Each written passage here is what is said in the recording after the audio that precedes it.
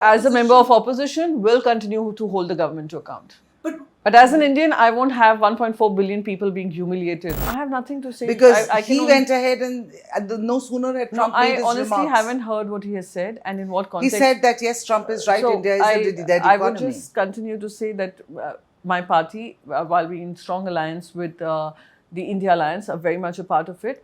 As I think for someone from the US trying to arm twist something and getting some deal done at the cost of our national interest, and I'm also going to be the most vociferous opponent if India compromises on any single component.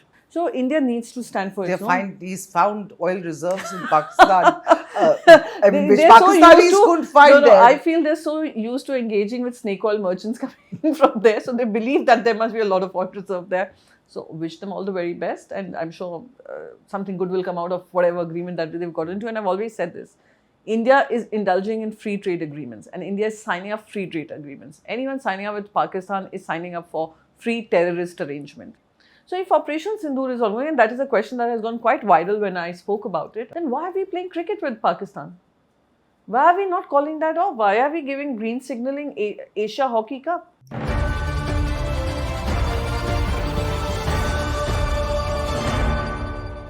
Hi, you're watching the Times of India. I'm Aditi Prasad, and with me is Priyanka Chaturvedi, Member of Parliament.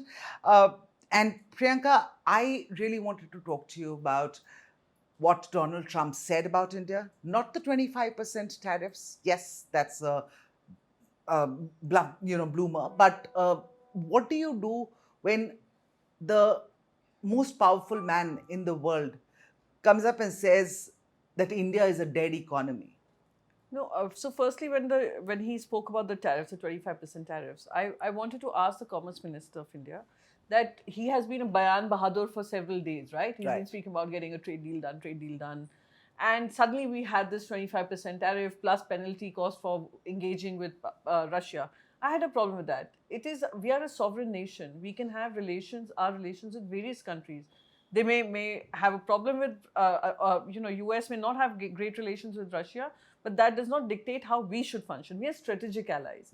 We have good trade relations, India and US. So there comes a certain amount of responsibility to it.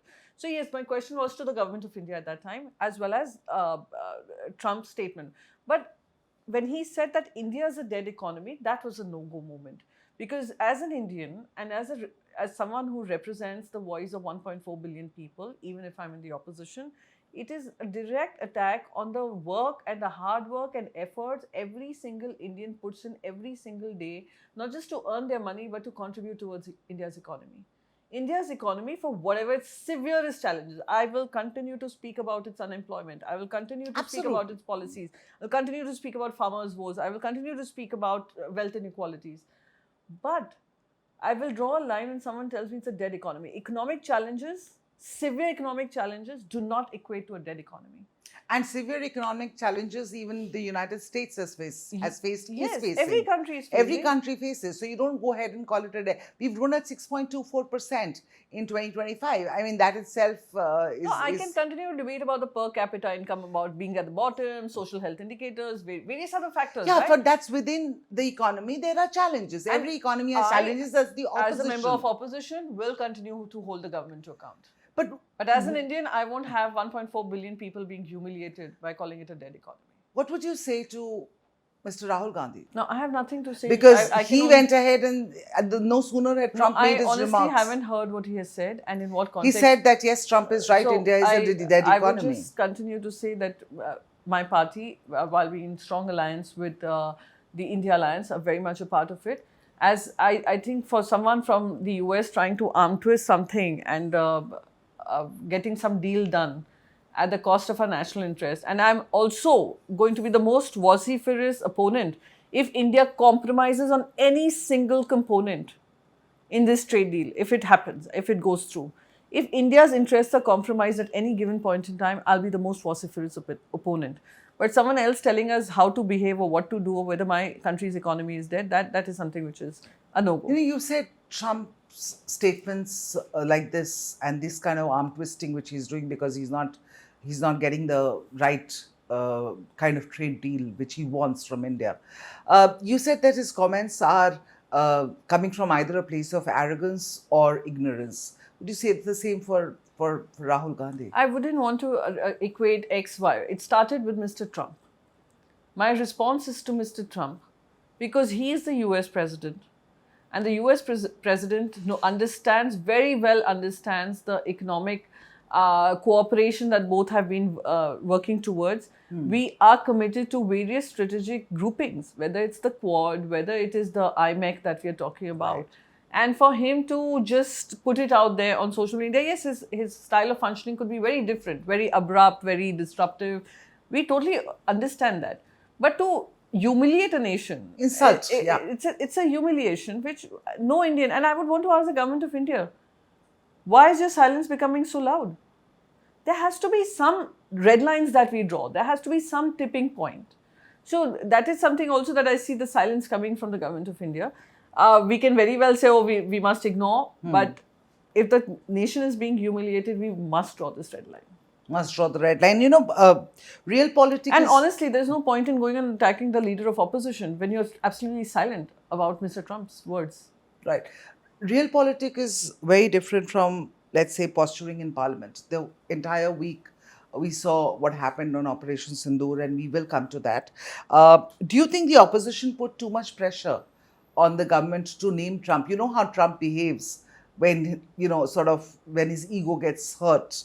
He's very, very, very, very impulsive that way. His ego will get hurt. He will go out and lash out, start throwing about insults, which is what he did with India. Do you think we should have understood as opposition, the opposition should have understood if the government is not taking his name or saying things about the ceasefire that was required for the government to say? And it's a very, I think that is how foreign relations, that's us showing grace and maturity. And him being, wanting that Nobel Peace Prize nomination, being what he is. So there's a style of functioning that Mr. Trump, we are all accustomed to. However, we felt that, listen, let's also not forget when he was taking the oath as for his second term, we, as Indian media, we were talking about the great chemistry that Prime Minister Modi ji has been enjoying with Trump, and Indians across the media were celebrating his return to the White House and thought that this is going to work in a great way for India. India also, if you look at our foreign policy, was aligning itself a lot with whatever worked in the interests of America. So we did have questions, and I will continue to have those questions.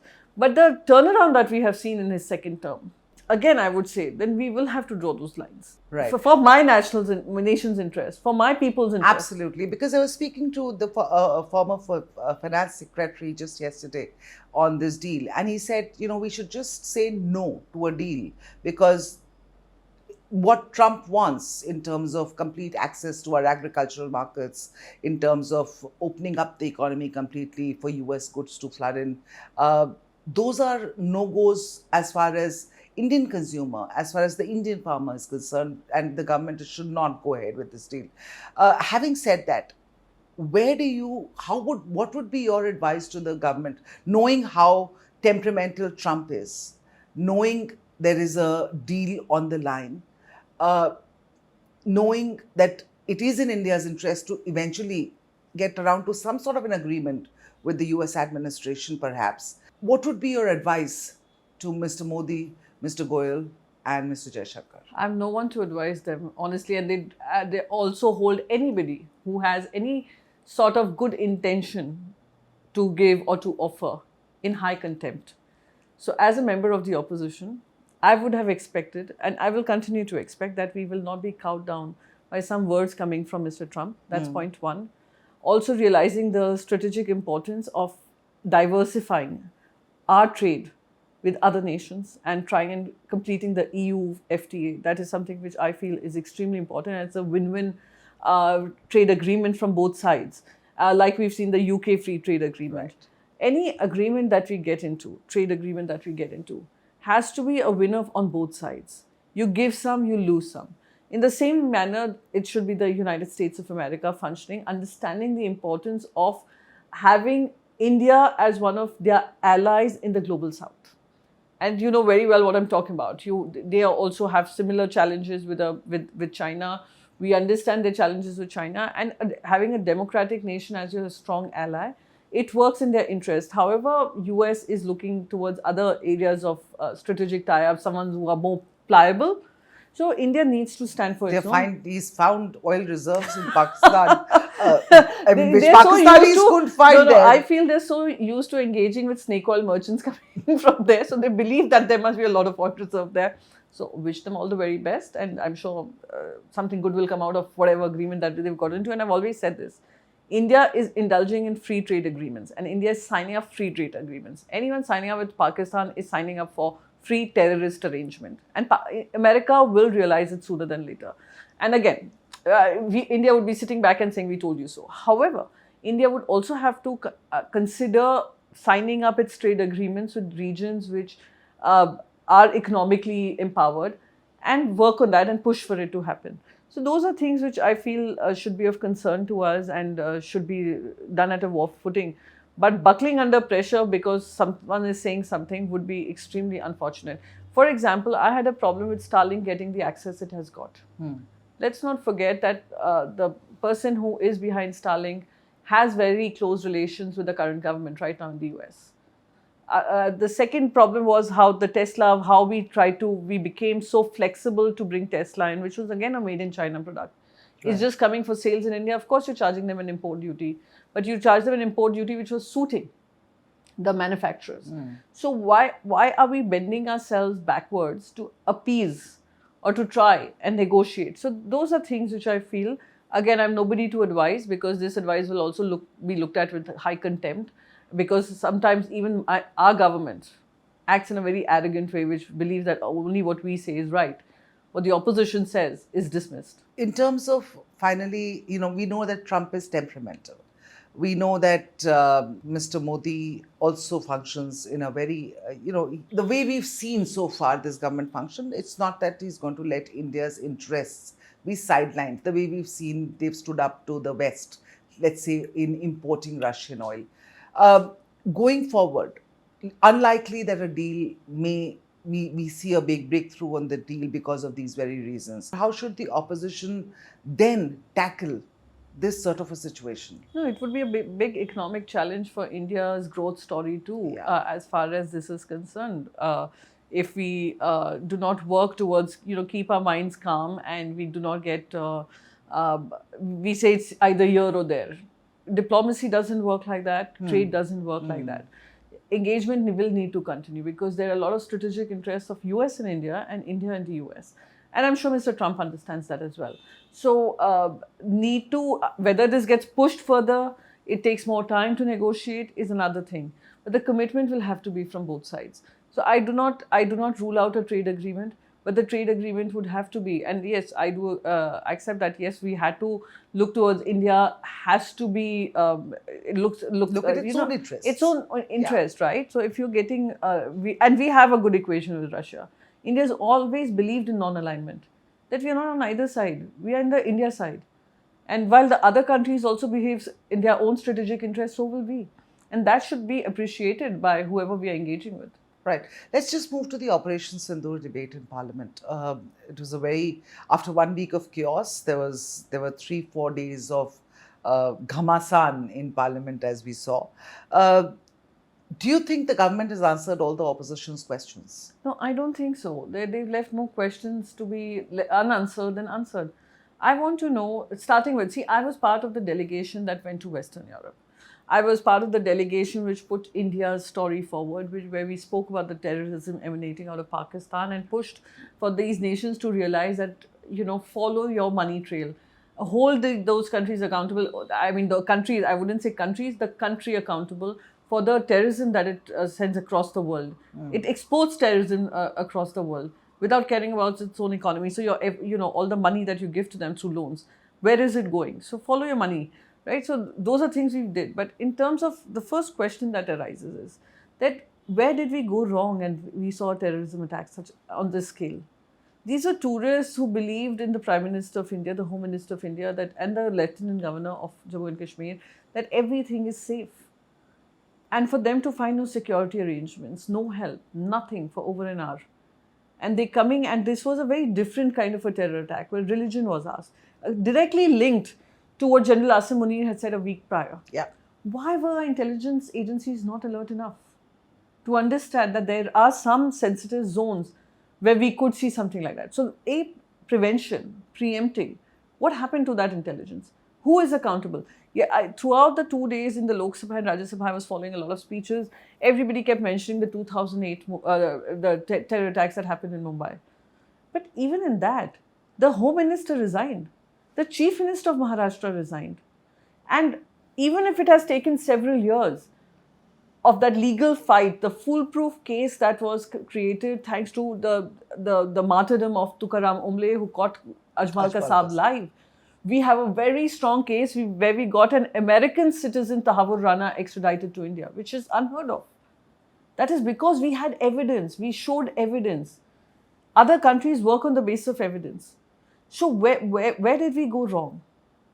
And how do we rectify it? Has the Home Minister even answered that question? Has the National Security Advisor answered that question? Has anyone come and taken this responsibility? Yes, we failed. Or even apologized to the people of the country that we are sorry? So that is one. The second part of it is that how are we, through our diplomatic efforts, going to isolate Pakistan? We tried, we've gone, everybody went with good intention, and all the parties were together in this. Now, the third most important part would be in terms of our readiness, in terms of our defense preparedness. We saw how openly China was supporting Pakistan, how Turkey also chipped in, and they were making statements which were in a way provocative about India, though China did not do that. China did not do that, yeah. Turkey did. So how are we going to be henceforth tackling all of that? So those were things which we were hoping we would get answers for, but what we got was Pandit Jawaharlal Nehru, what we got was 1971, what we got was earlier history. You know, probably it started off on a wrong note, because it started off with questions about asking, there was Mr. Chidambaram's interview where we raised the question of whether or not these were Pakistanis in the first place. Why, and I'm not saying you, but there are many in the opposition who played directly into Pakistan's narrative, into their hands. Their faces are plastered on Pakistani news media. Do you think that was not the right move by the opposition? If you're saying that the opposition is united with the government as far as India is concerned, as far as Indian interests are concerned? No, I see. When I was told that there is a context to which Mr. Chidambaram spoke about it was a 40-minute interview. Some part of it was removed and it created a controversy. However, even these homegrown terrorists get active support from Pakistan. Even in European region, we must understand these radicalized, fundamentalist forces have been radicalized in Pakistan. Osama bin Laden was found in Pakistan. Al-Qaeda, which has carried out terror operations right from UK to the entire region of Europe, has come from Pakistan. So the hub is Pakistan. So even if there are so-called homegrown terrorists, their links go back to Pakistan. We must be very clear about that fact. So there is no evidence that we need, and I have said this in very categorically, there is no evidence India needs with regards to Pakistan. And the world does not need these evidences, because these are the camps that we hit, were the terror camps designated by United Nations. Right. The 44 terrorists linked by called terrorists and identified as terrorists reside in Pakistan, India doesn't say it, United Nations is saying that. Right. The resistance front came forward and accepted that they had done this. Who pressurized them to take it back? We all understand who it is. The same people who went to the United Nations Security Council and ensured that the statement coming out of United Nations Security Council did not mention the TRF. And they considered the Pakistan celebrated it as their victory. But we don't see the opposition in Pakistan coming out in this way and questioning their government. It's when it concerns India and a thing like this. Now, Pakistan perpetrated this act of terror. They got a beating from India militarily, and there were public funerals in Pakistan, and yet in the narrative war, the social media, not just social media, even across the world, and even let's say Asim Munir is going to the White House with Trump not even batting an eyelid and calling him, probably responsible for the terror that is emanated in Kashmir. Their opposition did not speak out at all. Our opposition was plastered all over Pakistan. And I'm sorry, I'm having to ask this question because this is something that has really perplexed me. Why don't we stand as one when it's about India? So first, let me tell you one thing. India is a living and thriving democracy where an election takes place and people choose us to be in the opposition, choose the Bharatiya Janata Party and its allies to be in power. We are a democracy which can speak when we have to speak in the interest of the nation. Yes, I went global to tell the world that we are facing terrorism. But in India, I will hold my government to account because my country comes above the government of India. And if they're going wrong, we will ask questions. So whether someone's getting plastered there or no, it's irrelevant because what they have is a sham of a democracy. It is the army general. It's now the field marshal. Why do you think Trump invited the field marshal and not Prime Minister Shahbaz Sharif? Probably he doesn't even know there's a prime minister there. So my point is just this. Let's just not be cowed down by this belief that let's not ask questions because even at that point in time I felt, and all the all party meetings that happened, we all backed the government. Right. And we are meeting after 3 months in this session, though we asked for a special session, we asked for an all-party meeting, which was closed door meeting where we could be briefed. It did not happen. We are meeting after 3 months. And after 3 months, I think it's a very legitimate ask in the minds of even 1.4 billion people that what are the measures that have been taken? Of course, Operation Sindoor, and we've gone and told about it to the world. But Prime Minister said something extremely important. He said Operation Sindoor is still ongoing. So if Operation Sindoor is ongoing, and that is a question that has gone quite viral when I spoke about it, right, then why are we playing cricket with Pakistan? Why are we not calling that off? Why are we giving green signaling Asia Hockey Cup? Why are we green signaling it? So if Prime Minister of my country is saying that no talk with terror, no trade with terror, then who's green flagging these events? So the hypocrisy is pretty obvious, right? So the cricketers of Pakistan were mocking Operation Sindoor.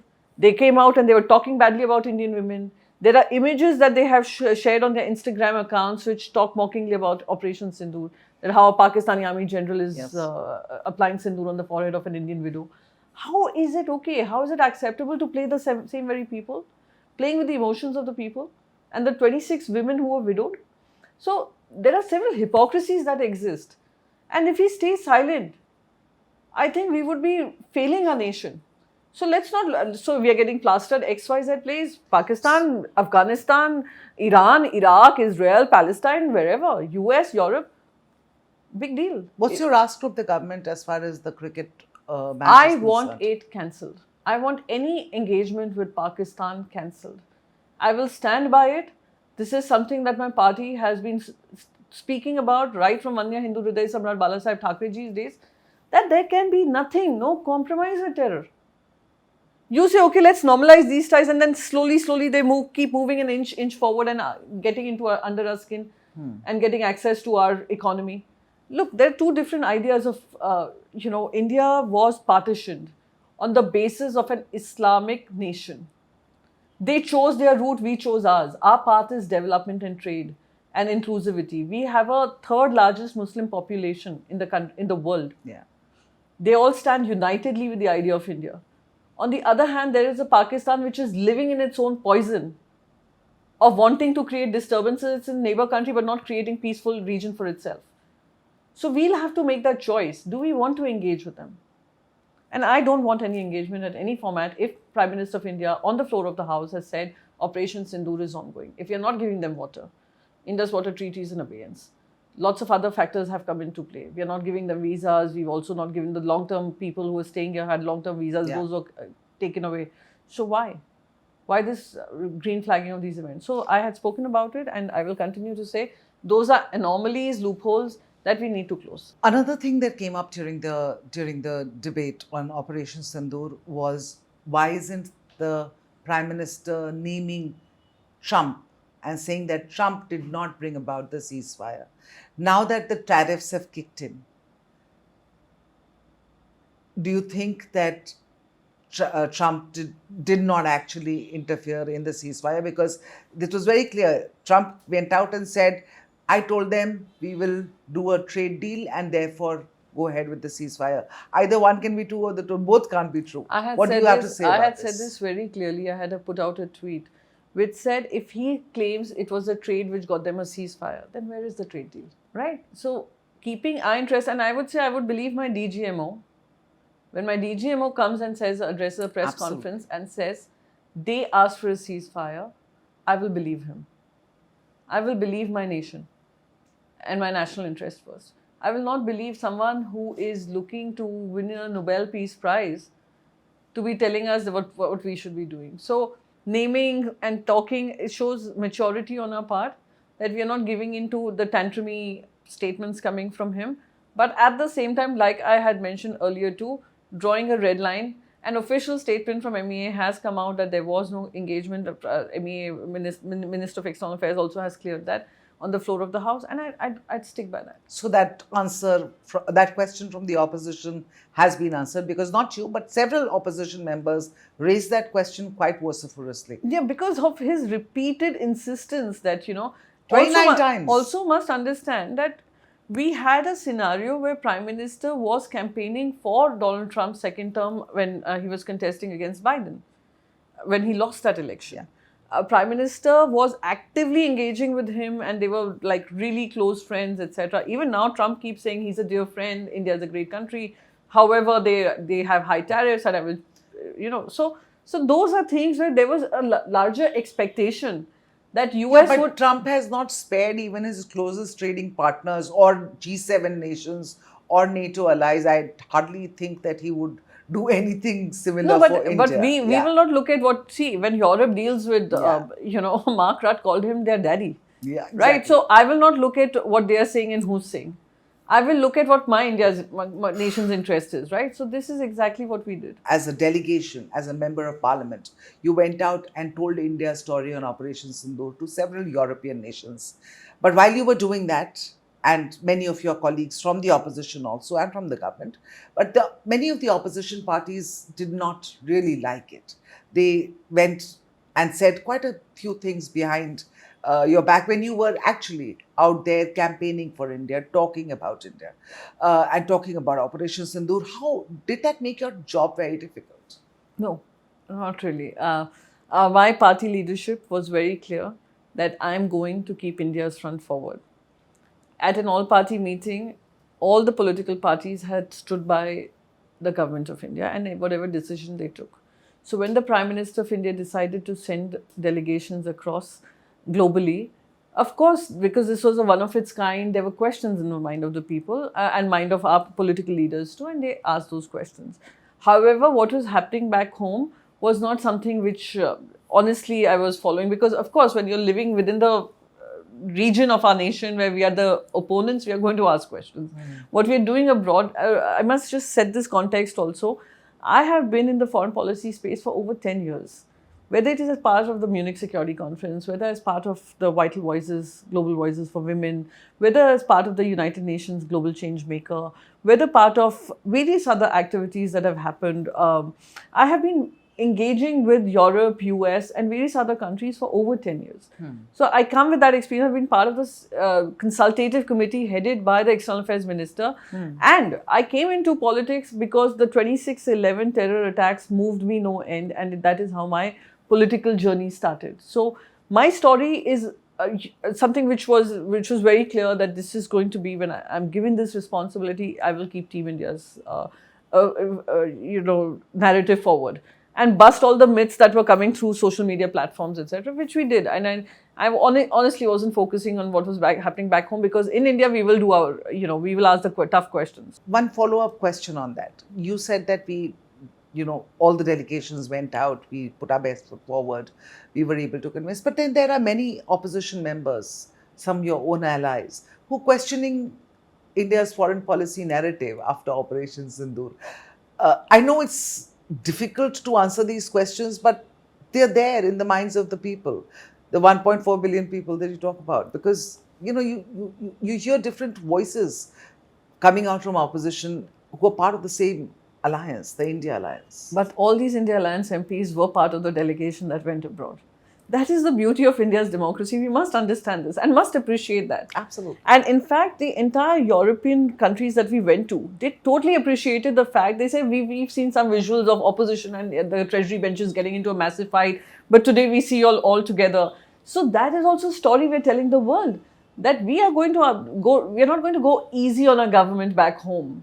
We are going to ask them tough questions. But when we are here, we are telling you across political parties, across governments, we have suffered the violence coming from Pakistan and their terrorism coming from Pakistan over 7 decades, irrespective of the government. Do you think it was a good decision by the Modi government to have this all-party global I personally outreach? felt, and I will continue to say this, as much as we can engage with the world through every platform available to us, we should encourage it. Unfortunately, post 2014, there used to be you can call it the pratha or custom that a lot of young MPs were sent to whenever United Nations General Assembly used to take place. Many members of Parliament were taken officially to see how UNGA works. So many of them got a chance to speak at the UNGA. That was unfortunately stopped post 2014. We went to various European nations, and I believe all the 7 delegations had the same sentiment, that there are many friendship groups that we have created. Like India has with Germany, India has with UK, India has with Denmark, various other Germany. Well, their MPs very actively continue to engage with India. They keep traveling to India. India hasn't been doing that. So it hasn't, and these can be I would say the track 2 diplomacy initiatives, that members of parliament meeting members of parliament and putting a point of view across. So that had gone into a cold freezer, literally, hoping this would revive again, that culture. So as much engagement as we can have, as many doubts as we can clear, as many myths of Pakistan that are created can be busted, would be a good idea. So sending this delegation abroad, to 7 delegations to 33 countries, I think it is something which, going forward, we must continue to do. And in fact, Prime Minister did mention that he will institutionalize this mechanism, where he will have more parliamentary diplomacy at play. Right. So despite being in the opposition, this is one move by the government that you definitely I quite appreciate the move. All right. Thank you, Priyanka. Thank you for talking to us. Thank you for going out and telling our story to the world. And thank you for being that part of that delegation. And thank you for standing up to a Donald Trump when he insults India publicly, even though it's via just his social media platforms. Thank you so much, viewers, for joining us. That was Priyanka Chaturvedi, Member of Parliament from the Shiv Sena UBT and a part of the India Alliance. Thank you for talking to us, Priyanka. Thank you. Thank you.